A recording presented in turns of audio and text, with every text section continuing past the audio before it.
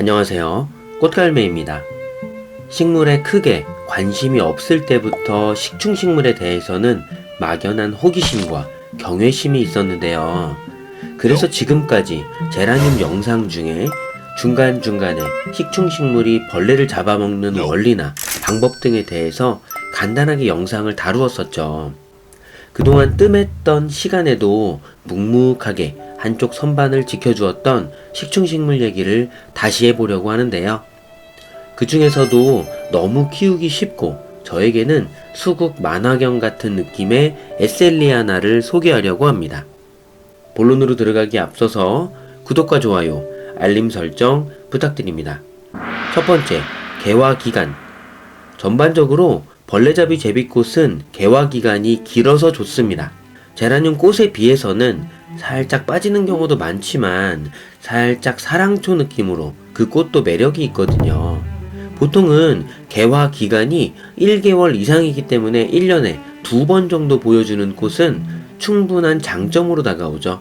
식충 식물 중에 벌레를 잡는 제비꽃이다 라고 이름이 지어진 이유이겠죠. 두 번째, 번식.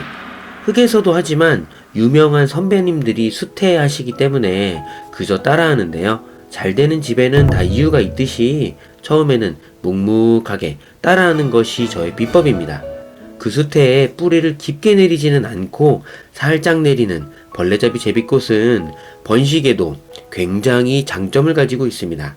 또 다른 방법으로 녹소토 또는 저곡토에 심어주는 방법도 많이 소개를 하기 때문에 이런 느낌의 물이 잘 빠지면서 뿌리가 살짝 걸쳐 있을 수 있는, 숨을 쉴 수 있는 환경이면 다 가능할 것으로 보여집니다. 딱 하나가 멋있게 있는 것도 좋아하지만 저는 군집을 이루고 있는 에셀리아나의 모습을 정말 좋아하거든요.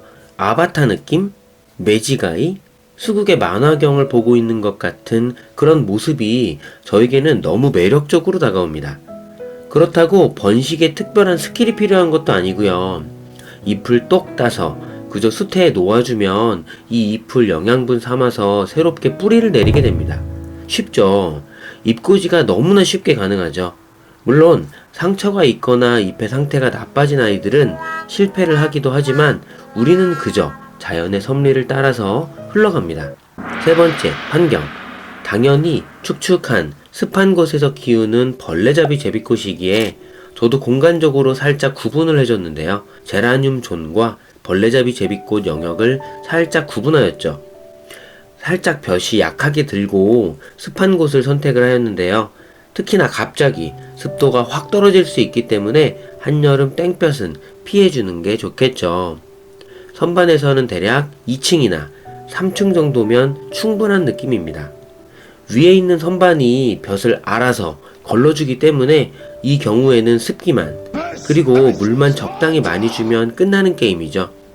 별도의 식물 등도 없이 말입니다. 벌레잡이 제비꽃에 따라서 저면 관수를 많이 하시기도 하고 그냥 물을 많이 주기도 하는데요.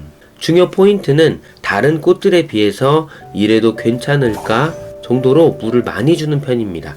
제라늄에서 생각보다 말린다는 느낌으로 적당하게 준다 라는 부분과는 차이가 좀 크죠.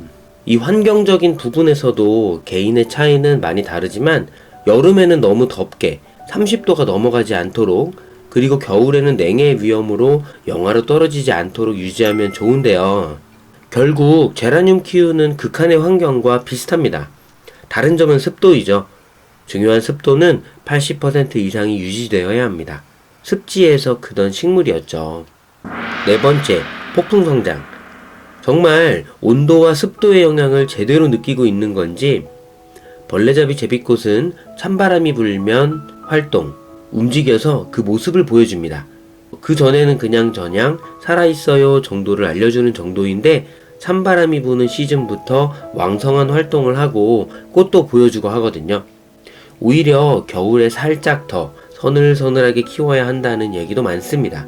그래야 다음 해에 제대로 된 꽃을 피운다고 하니깐요.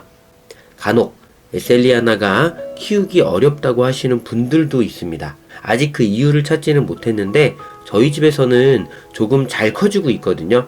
조금 더 관찰 후에 다른 부분을 발견하면 또 리뷰하도록 하겠습니다.